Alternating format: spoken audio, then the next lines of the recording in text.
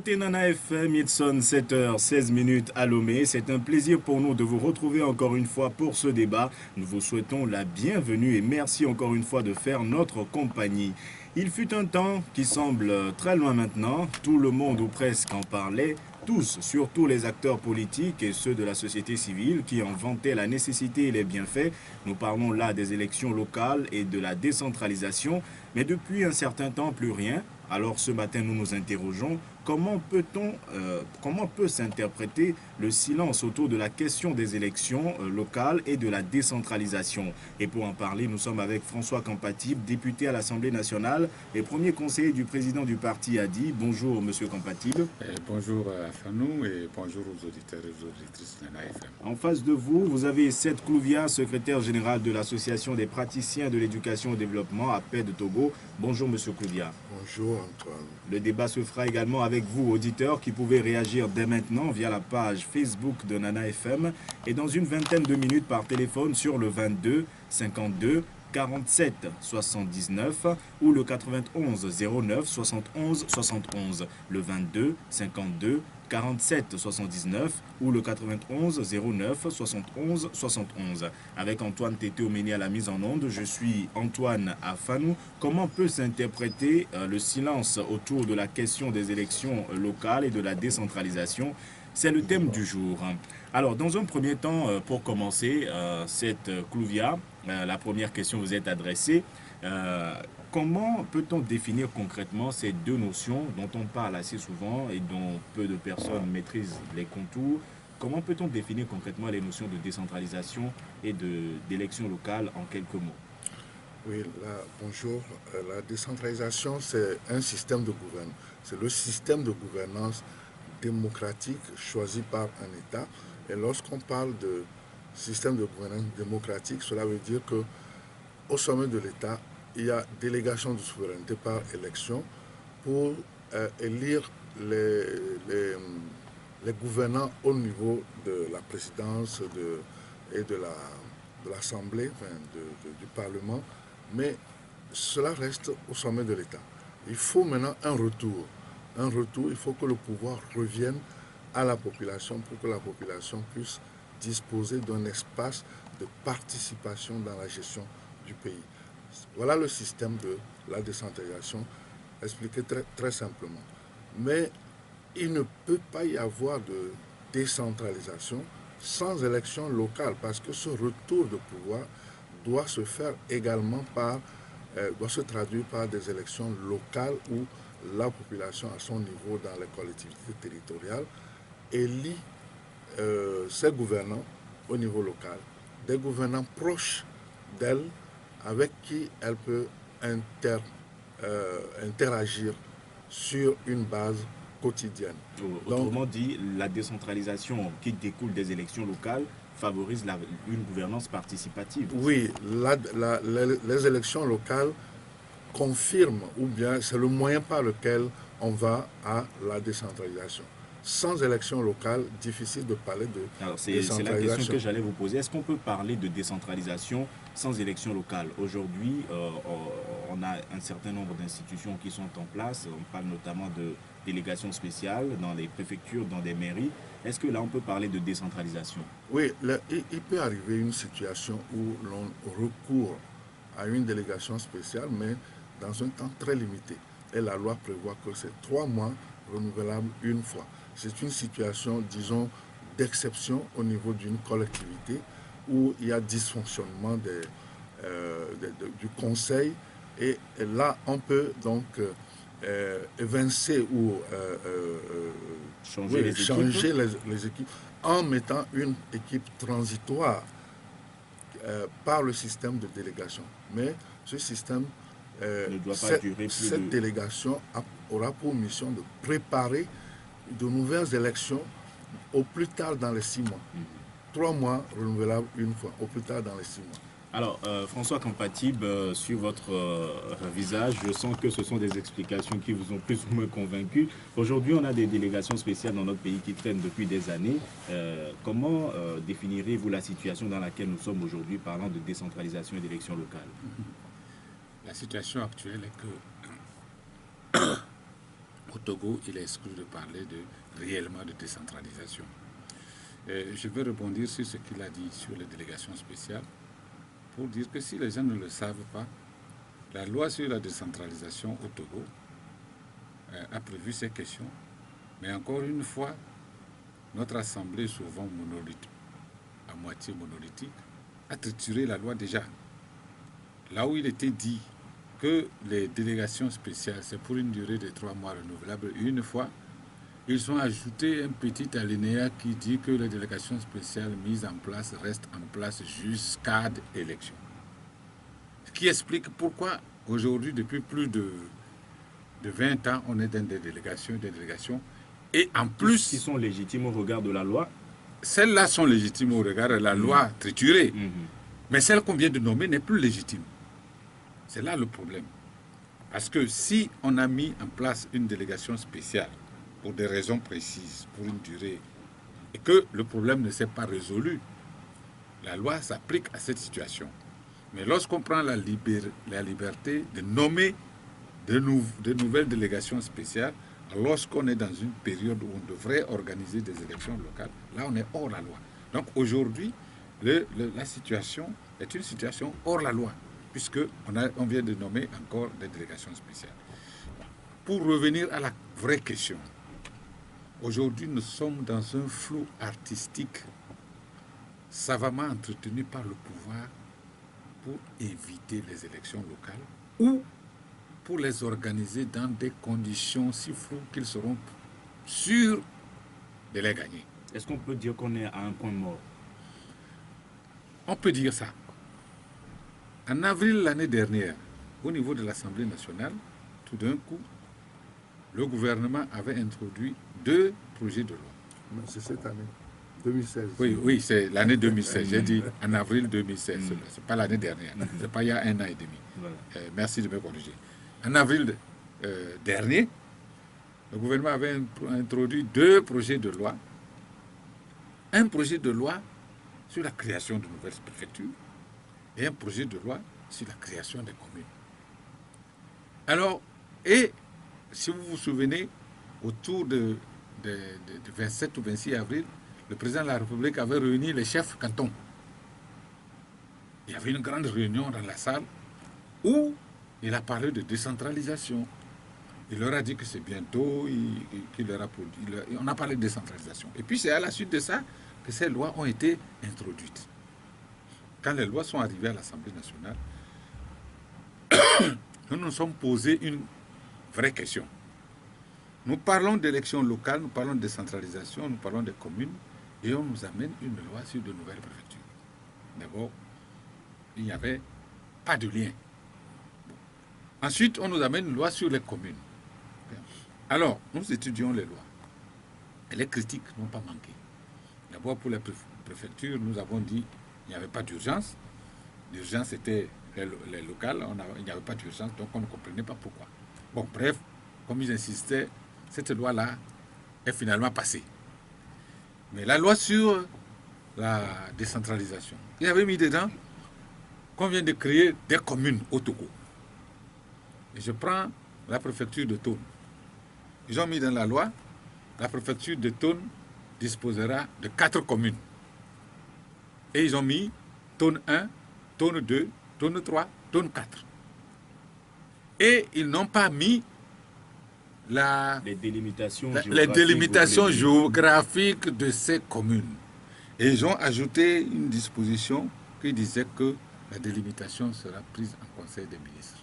Autrement dit, on demandait aux députés de voter une loi qui leur donne le blanc-seing de pouvoir délimiter comme ils veulent les communes. Évidemment, ça a beaucoup discuté au sein de l'Assemblée. Et puis finalement, brutalement, ils ont retiré la loi. Donc, depuis juin de cette année, jusqu'à l'instant T où nous parlons, il n'y a plus rien. Plus personne ne parle. Non. Nous, on continue de parler. Comme justement, c'est pas juste. Justement. C'est le gouvernement. Il y a des actions qui semblent plus ou moins isolées parce que vous allez le réaliser tout à l'heure lorsque les auditeurs vont commencer par réagir. On a quand même l'impression que plus personne n'en parle. Non. Bon, vous, les journalistes, vous pouvez dire ça. Nous, on reviendra là-dessus. Mais je n'avais pas fini cette frange. Plus rien jusqu'au dernier conseil des ministres, lundi passé, où tout d'un coup, dans le comité, on voit encore à la fin qu'il y aura un atelier le 6 décembre prochain sur la décentralisation. Alors on s'interroge parce qu'il y a eu un comité technique qui a été mis en place depuis 2012, qui a travaillé, qui a rendu son rapport. Ce rapport n'a jamais été validé ni publié. Il y a eu des tournées africaines sur la question. Les rapports n'ont jamais été publiés. Et tout d'un coup, on nous parle encore une fois d'un atelier sur la décentralisation. Alors, nous nous demandons bien ce que ça cache. Cette Clouvia, certains journaux ont d'ailleurs exprimé leurs inquiétudes par rapport à cet atelier. Est-ce que vous pensez que ce sera un atelier à l'image de celui du HCROUN relatif aux réformes? Oui, je vais même faire un petit retour en arrière pour dire que la manière dont le Togo est gouverné, c'est il y a un gouvernement par événement. Tout est événementiel. Si vous prenez l'année 2016, rien que l'année 2016, vous allez comprendre, il y a eu une série d'événements qui, à mon sens, ont eu pour conséquence ou pour objectif de divertir, de nous faire bouger et puis de rester sur place, et à la fin, il n'y a aucun résultat. Prenez l'année 2016, janvier, la question de chef de file de l'opposition. Ça a été lancé, et puis ça fait bouger beaucoup de gens. Ça provoque un peu de remous. On en a parlé, on se dit, bon, qu'est-ce qui arrive? Alors, on se demande qu'est-ce qui va se passer par la suite. Et puis, peu de temps, ça s'est estompé. Et on a lancé cette histoire de décentralisation. C'est ce que le docteur Kampati vient de dire autour de mars-avril.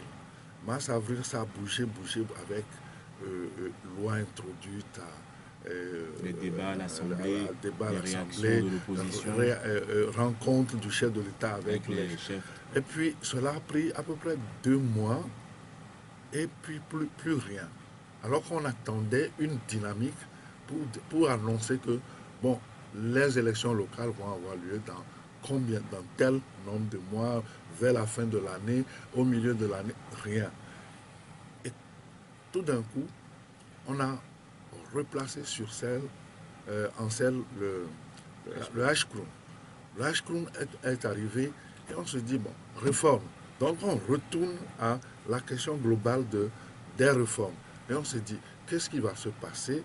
Et en fait, c'est une information qui est passée, il y a eu un atelier, et puis aujourd'hui, dites-moi, quel est le résultat de cet atelier? Pratiquement rien. Et très vite, le sommet sur la sécurité maritime est arrivé en grande pompe avec beaucoup de bruit, et dès le lendemain, l'information s'est également estompée. Aujourd'hui, plus personne n'en parle. Alors on se dit, qu'est-ce qu'il faut faire? Voilà, on vient de nous lancer encore sur le plan national, donc cet atelier sur la décentralisation, parce qu'il faut réveiller un peu les gens pour que les gens se disent, ah, il se passe quelque chose. L'atelier le 6 décembre, et je vous assure qu'après l'atelier, c'est les fêtes de fin d'année. Ceux qui vont occuper les gens, comme ça l'année 2016 est finie. Donc, cette façon de gouverner par événement, qui ne nous avance pas. Parce que si on fait le bilan de l'année, le bilan politique de gestion de l'année, on va se retrouver en décembre avec 0 résultat. Parce que quel résultat de tous ces événements-là qui ont eu lieu, qui ont remué la société dans toutes ces dimensions, quel est le résultat qu'on va récolter au mois de décembre? Qu'est-ce qu'on peut dire en janvier qu'en 2016, on a réussi à faire et qui nous fait avancer? C'est ça la question. Ça reste une question posée. Voilà, c'est une question et c'est une analyse que j'invite d'ailleurs tous citoyens, tous nos concitoyens à faire pour dire il faut qu'on arrête cette façon de nous tourner, de nous divertir, de nous tourner en bourrique. En fait, on est en train de nous tourner en bourrique tout simplement. On va voir ce que les auditeurs en pensent. Il sonne maintenant 7h31 minutes à l'écoute de Nana FM et vous, auditeurs, pouvez composer le 22 52 47 79 ou le 91 09 71 71 pour participer à ce débat. À votre avis, comment peut s'interpréter le silence autour de la question des élections locales et de la décentralisation? Le 22 52 47 79 ou le 91 09 71 71. Vos réactions sont également attendues sur la page Facebook de Nana FM où Samson écrit tout simplement l'interprétation que lui fait de ce silence. Tout simplement, le président de la République ne veut pas perdre le pouvoir. François Kampatib, qu'est-ce que vous pensez de cette phrase? Elle résume bien la réelle situation sur le terrain. C'est qu'actuellement, les délégations spéciales en place, les préfets qui sont en place, toute l'administration dite déconcentrée qui existe est une administration qui œuvre pour le pouvoir central. Le Togo est un pays fortement centralisé. Tout est au niveau du président de la République, il faut le dire.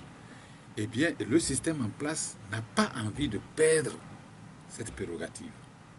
Parce qu'une élection locale bien organisée donne réellement le pouvoir à la population locale de prendre ces problèmes locaux en charge.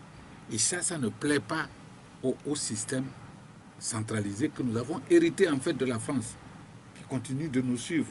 Donc quand l'auditeur dit ça, il a parfaitement raison. C'est qu'on finit par se rendre compte que le pouvoir en place n'a pas du tout envie, pas du tout. Alors, donc ce qui fait qu'on fait du dilatoire, on tourne en rond, il donne comment je vais dire, il donne quelques informations. Lorsque nous étions réunis avec le ministre Bawara à l'époque, en décembre 2012, sur la question, il disait, oh là là, vous avez vu la loi sur la décentralisation? C'est une loi qui n'est pas... Elle est difficile à mettre en application. Alors, nous allons revenir sur cet aspect, le temps de prendre cet auditeur en ligne. Allô? Bonjour. On vous appelle comment? Pardon? Taoufik, vous voulez parler un peu plus fort, s'il vous plaît? Allez-y, nous vous écoutons.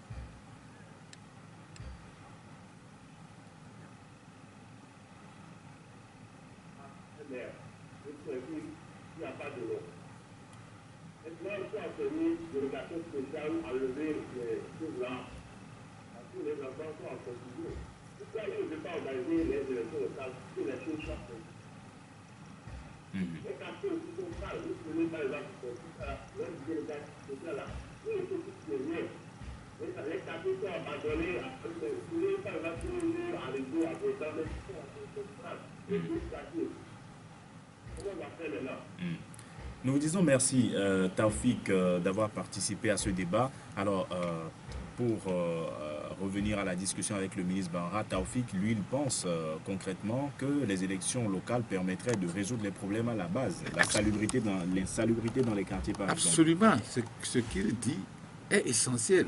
C'est vraiment ça, la décentralisation. C'est-à-dire qu'il y a des problèmes locaux qui doivent trouver leurs solutions, qui ne doivent pas attendre des solutions du niveau central. Quand le niveau central s'accapare tout, il n'arrive pas à réaliser ces éléments de quartier. Si les quartiers étaient gérés par des maires élus, des conseillers élus de quartier, mais le conseiller... Qui se sentent redevables. Voilà, qui se sentent redevables. Tu vas chez le conseiller le matin et tu lui dis, mais mon ami, qu'est-ce qu'on fait dans notre quartier? Donc, il faut que les gens prennent de plus en plus conscience qu'il y a un pouvoir énorme à la base qu'ils doivent récupérer. Nous, on a dit, lorsque nous avons parlé, qu'on doit remettre le pouvoir au centre de la population, c'est ce que ça signifie. Il faut que les gens au niveau de la base se lèvent pour dire nous voulons notre pouvoir local. Si vous nous rejoignez à l'instant, vous écoutez Nana FM dans le débat aujourd'hui avec François Kampatib, député à l'Assemblée nationale, conseiller du président du parti ADI, et Seth Klouvia, secrétaire général de la paix de Togo, en train de nous interroger comment peut s'interpréter le silence autour de la question des élections locales et de la décentralisation. Et vos auditeurs pouvaient participer à ce débat en composant le 22 52 47 79 ou le 91 09 71 71. Seth Klouvia, est-ce que la question de la décentralisation et des élections locales est une question politique? Exactement. La question est très bien posée. Il y a bien sûr l'aspect politique. parce que l'aspect politique, c'est qu'une loi soit votée, que cette loi soit divulguée, que la loi électorale pour les élections locales soit prise et promulguée. Et ça relève de la responsabilité de l'État. Quand je dis l'État, il y a le gouvernement, l'Assemblée nationale, etc. Donc ça, c'est l'action politique. L'action politique aussi, c'est une fois que les collectivités sont mises en place avec leurs conseils, que l'on ait véritablement des actions de transfert de compétences et de ressources. Ça, c'est l'action politique. Maintenant, il y a l'autre aspect qui est très important, c'est l'action sociale, l'action de participation citoyenne. Et c'est ça qui donne à la démocratie son vrai sens. Parce que dans la démocratie, la définition que nous connaissons, c'est le gouvernement du peuple, par le peuple et pour le peuple. Aujourd'hui, nous sommes justement seulement dans le gouvernement du peuple, pour le peuple. Mais par le peuple... Même pour le peuple, certains en doutent. Hein. On en doute, tout à fait. Mais par le peuple, pas du tout. Donc, il faut qu'à un niveau, l'espace public soit offert au peuple de participer à la gestion du pays. Et qui mieux que celui qui souffre peut dire, voici de quoi je souffre. On ne peut pas décider pour lui. Or, nous sommes dans un système où tout se décide d'en haut et il n'y a pas de retour. On a bien des hommes et des femmes en place sur toute la chaîne, du sommet jusqu'à la base. Mais quelle est la relation? C'est une relation hiérarchique. Donc celui qui est à la base n'est pas redevable à la population. Donc ils ont bien une base légale, mais non légitime. La légitimité, c'est quand le peuple donne le pouvoir. C'est ça la légitimité. Ça veut dire que c'est une question politique, mais ce n'est pas une affaire uniquement de politiciens. Non, et si on laisse justement le processus entre les mains des politiques uniquement, alors le processus sera vicié. Il faut nécessairement que toute la population soit concernée et soit impliquée dans le processus. Est-ce que c'est un processus auquel la population arrive à s'attacher, François Kampatib, à votre avis? La population aujourd'hui, vaguement, sent qu'elle a besoin de récupérer cette force. Mais elle n'est pas suffisamment sensibilisée, elle n'est pas suffisamment informée. On l'a entretenue dans une ignorance volontaire. Lorsque un des interlocuteurs disait que les enfants, on dit aux enfants, il y a des communes dirigées par des maires, mais on ne leur dit pas, ces maires-là, comment ils sont. Mais les élèves aujourd'hui ignorent qu'on doit faire des élections locales pour avoir un maire. Et c'est là que se trouve le problème. Et donc, comme nous sommes ici, moi je suis parti politique, lui il est de la société civile, c'est vraiment l'heure actuelle pour que des actions de synergie entre partis politiques et la société civile s'engrangent pour que la population... Alors, nous allons prendre un auditeur en ligne. Allô? Bonjour. Oui, bonjour. Allô, vous êtes en direct, est-ce qu'on l'a toujours? Je pense que nous l'avons perdu.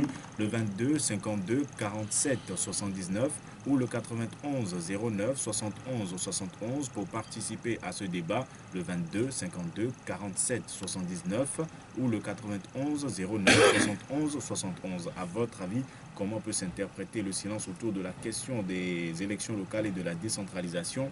C'est le thème du jour. Alors, la population, à son niveau, comment peut-elle s'organiser? Vous aviez parlé tout à l'heure de synergie. Comment cette synergie peut-elle se mettre en place? Non, elle ne s'organise pas toute seule.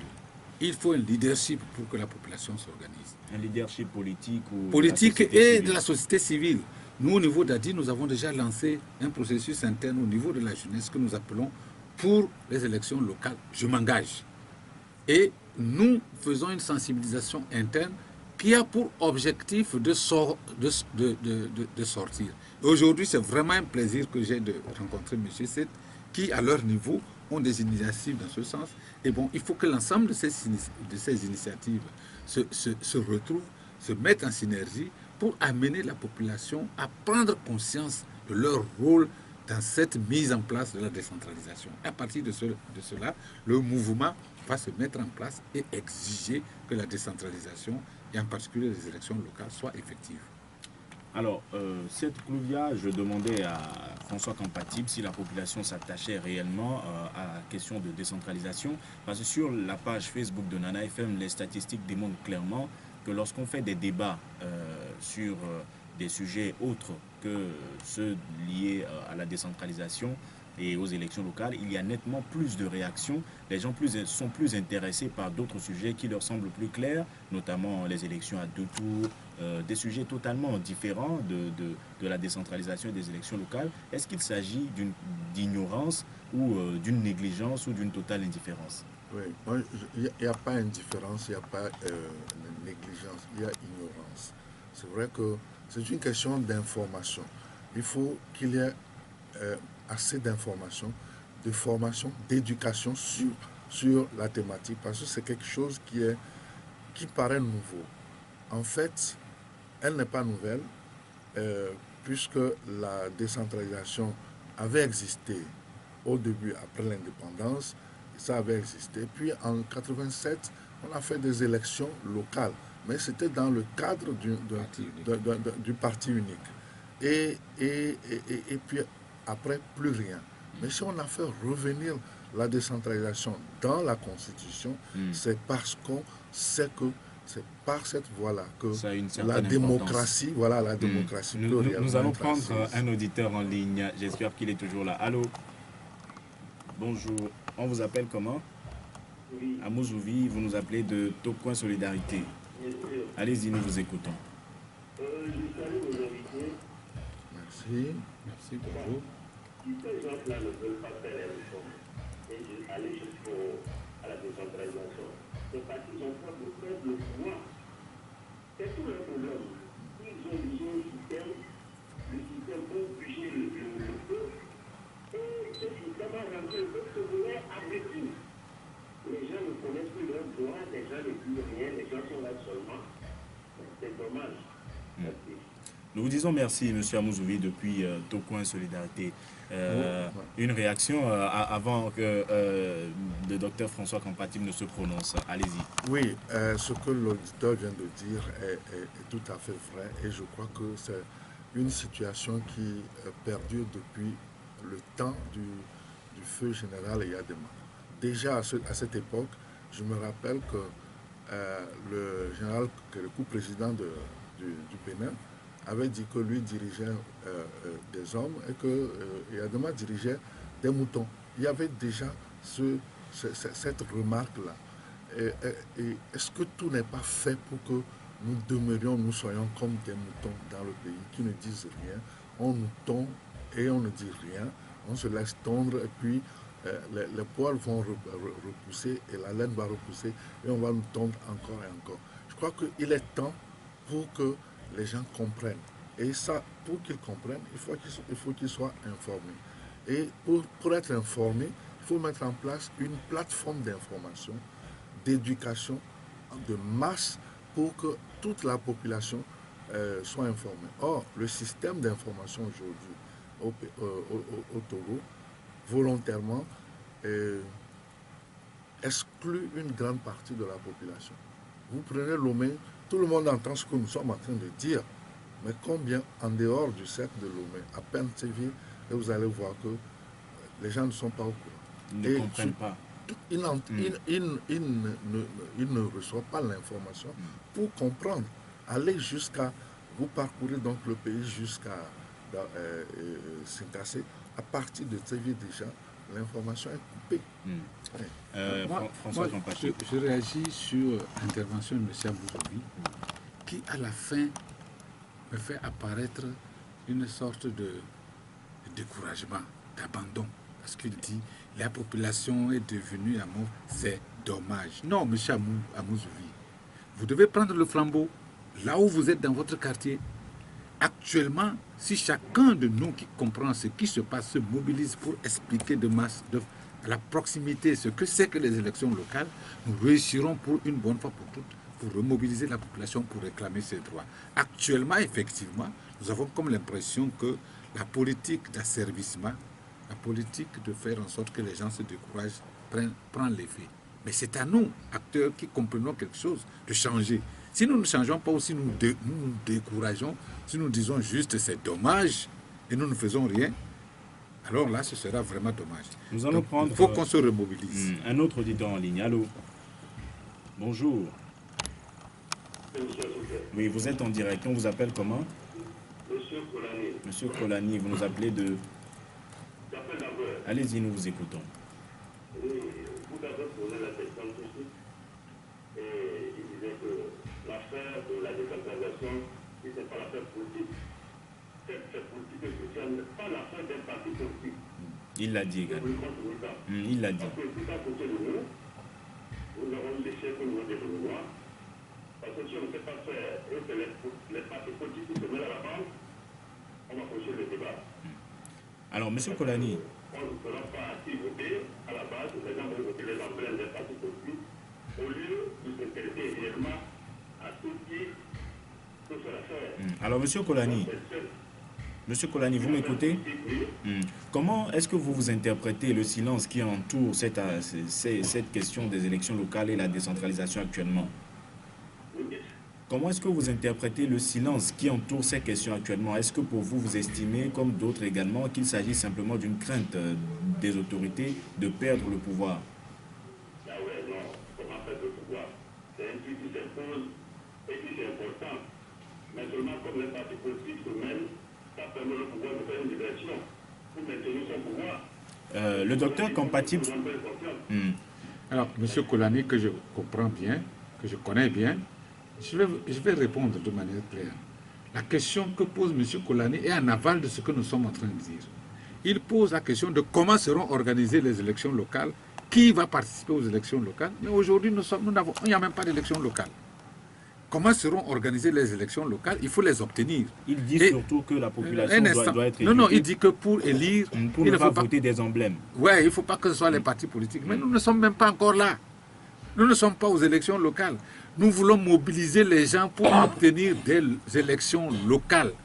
Et c'est ça, nous sommes là. Et si les partis politiques ne doivent pas sensibiliser les gens pour se mobiliser, qui va le faire? Si les organisations de la société civile ne vont pas mobiliser les gens, qui va le faire? Donc, M. Kolani, aidez-nous à ce que les gens de votre quartier d'Agoé là-bas, moi aussi je suis d'Agoé, se mobilisent pour les élections locales. Après, vous pourrez vous présenter comme candidat sans étiquette politique. Nous allons prendre un autre auditeur en ligne. Allô? Bonjour. On vous appelle comment? Monsieur Kokou depuis Agoué. Allez-y, nous vous écoutons. Oui, bonjour. Monsieur Kokou. Kokou. Monsieur Compatible, en tant qu'acteur politique, comment il analyse les propos de certains leaders politiques qui disent aujourd'hui que les élections locales ne sont pas encore nécessaires pour le Togo? Merci beaucoup. Nous vous disons merci, Monsieur Kokou depuis Agoué. Oui, chaque acteur politique a le droit de voir les choses selon sa perception. Nous sommes même en train de dire que les questions locales sont au-delà de toute préoccupation. C'est-à-dire qu'aujourd'hui, c'est la seule possibilité de mettre la population en face de leurs responsabilités. Ça, c'est notre position. Maintenant, s'il y en a qui pensent autre chose, c'est leur avis. Et nous sommes en démocratie, comme on dit. Vous allez réagir, Monsieur Clouvia, le temps de prendre cet autre auditeur en ligne. Allô? Bonjour, vous êtes en direct. Allô? Oui. On vous appelle comment? On vous appelle comment? Allô, vous êtes en direct. On vous appelle comment? Oui, bonjour. On vous appelle comment? Monsieur Berkoumawala du parti a dit, vous souhaitez certainement apporter quelques éléments supplémentaires. Allez-y, nous vous écoutons. D'accord, bonjour aux invités. Bonjour. bonjour, cher ami. Je voulais rappeler à tous les Congolais que la question de la décentralisation a plusieurs enjeux. Un enjeu politique, un enjeu économique, un enjeu social, et l'enjeu le plus important, c'est l'enjeu de la bonne gouvernance locale. Et donc, quand vous regardez, vous analysez la situation dans notre pays, on a l'impression que le pouvoir ne veut pas du tout aller à la décentralisation, parce que la décentralisation signifie un transfert de certaines compétences au niveau des collectivités à la base. Maintenant, face à la situation, qu'est-ce qu'il faut faire? Je voudrais aussi rappeler à nos concitoyens que la décentralisation est une question citoyenne. Il ne faut pas qu'on attende seulement que ce soit quelques leaders politiques que ce soit quelques leaders de la société civile, qui en fassent vraiment leur cheval de bataille. Il faut que tous les citoyens puissent s'engager dans ce processus-là. Et nous, à dire, nous avons déjà, comme Dr. Kampassi l'a dit, nous avons déjà lancé un mouvement qui s'appelle pour la décentralisation, je m'engage. Et nous avons fait des jeunes qui s'engagent dans ce mouvement-là. Et nous allons descendre bientôt dans les quartiers, dans les préfectures, pour sensibiliser le peuple afin qu'il soit éveillé et soit conscient du pouvoir qu'il détient et comment il peut le mettre au service du développement de nos collectivités. Merci. Nous vous disons merci. Merci, Monsieur Wala, d'avoir participé à ce débat. Nous allons prendre un autre auditeur en ligne. Allô? Allô, auditeur en ligne? Bonjour, on vous appelle comment? Oui. Kanidek, vous nous appelez de... Allez-y, nous vous écoutons. Bonjour, Kanidek. Bon, ce que moi, j'aimerais dire, c'est après tout se joue sur la majorité du peuple. Bon, si on donne un affaire ou bien une connotation politique à la décentralisation, c'est là où le bas blesse. Parce que c'est ce caractère politique que le pouvoir primaire ne peut pas organiser ces élections locales-là pour accepter aux autres lui de conserver le pouvoir. Bon, et qu'est-ce que les partis politiques doivent faire maintenant? On doit utiliser le peuple en disant que quand on fait des élections locales, la misère des peuples sont réduits à plus de 85%. C'est la part de l'aide politique qui doit pour faire face au pouvoir. C'est ce que moi j'ai apporté. Nous vous disons merci. Cela fait un bout de temps que M. Plouvia n'a pas parlé. Vous vouliez ajouter un certain nombre d'éléments. Oui, moi je veux réagir au propos de... à la question que la remarque faite par Kokou, disant que certains partis politiques, comment se fait-il que certains partis politiques disent que les élections locales ne sont pas essentielles? Excusez-moi, je vais aller très très droit. Moi, je veux dire que si un parti politique aujourd'hui au Togo tient un tel propos, c'est de la cécité politique, tout simplement. Ça veut dire que le parti ne comprend même pas qu'est-ce que le Togo, la République que nous sommes, le régime dans lequel, le régime que nous voulons, le régime de démocratie que nous voulons, et s'ils pensent que cela n'est pas essentiel, quand est-ce qu'ils pensent que le pouvoir pourrait revenir à la population pour une participation? Ou que ce parti vise simplement d'autres intérêts? C'est quand même dommage. C'est quand même dommage. Et je crois qu'il est temps pour la population aussi de faire le tri. De cesser d'être naïf, comme oui, de cesser d'être naïf, de faire le tri et de voir quels sont les vrais acteurs, ceux qui sont engagés pour les intérêts, le bonheur de la population, plutôt que leur propre intérêt. Il faut que ce soit clair. Et moi, j'ai beaucoup d'admiration pour ceux qui sont politiquement engagés, non pas pour leurs intérêts, mais réellement qui ont un sens de l'engagement. Alors, nous approchons de la fin de cette émission. Nous allons prendre un dernier auditeur et clore cette émission. Allô, on vous appelle comment? Allô? Oui, bonjour. Oui. On vous appelle comment? Allô? On vous appelle comment? Ismaël. Vous nous appelez de Noukafou. Allez-y, nous vous écoutons.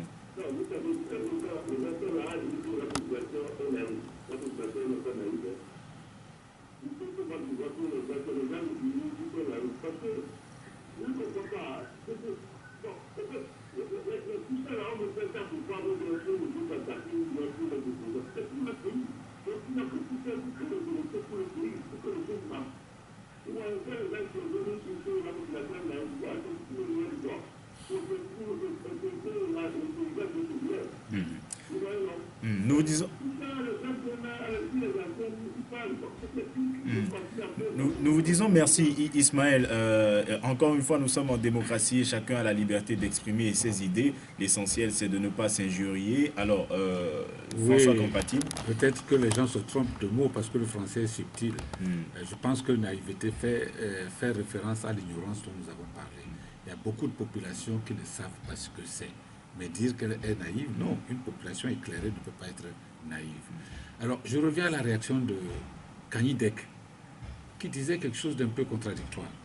Parce qu'il a dit que ça ne doit pas être l'action des politiques, et puis à la fin, il donne le rôle des politiques. Il faut que nous soyons clairs. Les politiques ont leur rôle dans la mobilisation et la sensibilisation de la population pour qu'elles prennent en charge leurs propres problèmes. Mais à un moment où elles sont vraiment sensibilisées, elles peuvent prendre en charge leurs problèmes, pas forcément à travers les structures politiques, mais à travers les organisations de la société civile. La population peut prendre en charge ses propres problèmes. Mais le rôle des politiques est incontournable. Parce que ce que nous faisons aujourd'hui sur Nana FM est un rôle éminemment politique. Ce que je suis en train de dire, c'est un rôle politique et ça sensibilise. Mais ce que monsieur est aussi en train de dire, même si c'est de la société civile, c'est un rôle politique. Politique au sens noble du terme. Alors, allez-y, oui, votre mot de la fin. Alors, le mot de la fin, c'est la mobilisation. Le mot de la fin, c'est surtout la synergie entre les organisations de la société civile et les partis politiques qui s'engagent véritablement pour la décentralisation. Je sens une sorte d'hésitation dans certains partis politiques qui ne se montrent pas de manière engagée. Pas qu'ils sont contre la décentralisation, mais comment s'engager de façon claire et nette pour que des actions concrètes soient mises en œuvre pour amener la population à revendiquer de façon claire la décentralisation. Alors, pour ajouter quelques mots à ce que vous venez de dire, les élections législatives s'annoncent, ce sera dans pas très longtemps. Est-ce que vous pensez qu'il y a une certaine urgence par rapport au local? Comment est-ce que vous les situez par rapport aux législatives? En principe, dans une organisation normale, les locales viennent d'abord, les législatives ensuite et les présidentielles. C'est dans des situations politiques compliquées que finalement, quelquefois, on mélange tout, ou dans des démocraties très avancées où les choses sont bien organisées et on organise le tout ensemble. Aux États-Unis, on organise pratiquement tout ensemble. Au Nigeria, tout se fait ensemble, mais c'est parce que les structures en place, ils connaissent déjà ce que c'est que la décentralisation et ça se fait aisément. Chez nous, on ne connaît même pas ce que c'est, mais c'est prioritaire. Monsieur Koulia, votre mot de la fin. Je rebondis justement sur son dernier propos, les démocraties avancées. Je crois qu'il y a beaucoup de pays africains qui nous ont montré que leur démocratie est assez avancée, le Ghana, le Kenya, les pays anglophones, mais aussi le Burkina à côté, qui nous ont montré qu'ils sont capables d'organiser 2 scrutins concomitamment, législatifs et locaux, ou même tout en même temps, et quelquefois on va jusqu'à 6 scrutins.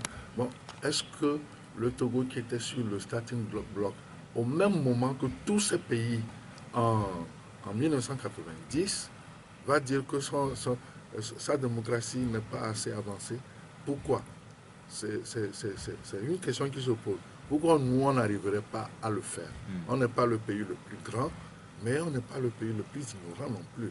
Donc, c'est une question de volonté. Si on veut le faire, on va le faire. Et effectivement, les législatives pointent le nez en 2018 et on va dire, ah bon, c'est plus important, on laisse d'abord les locales. Si les locales ne s'organisent pas en 2017, il va falloir que, obligatoirement, les deux soient organisés en même temps. Mais ce qui est souhaitable, c'est qu'on n'aille pas encore à la fin 2017 sans organiser les locales. Et il faut que tout le peuple se mobilise pour ça. La question de synergie avancée par Dr Kampati est aussi ce que nous sommes en train d'avancer au niveau de la société civile. Nous disons merci, Seth Koulia. Je rappelle que vous êtes le secrétaire général de l'association des praticiens de l'éducation au développement à PED de Togo. Merci à vous, François Compati, député à l'Assemblée nationale, conseiller du président du parti ADI. Ce débat ainsi s'achève. Merci à vos auditeurs de l'avoir suivi. Merci à vous qui avez participé par téléphone comme via Internet. Nous vous disons merci encore une fois de nous avoir suivis. Antoine Tété-Omini était à la mise en onde. Je suis Antoine Moulana Fanou. Nous vous donnons rendez-vous demain matin dès 7h15 pour un nouveau débat. Très bonne journée.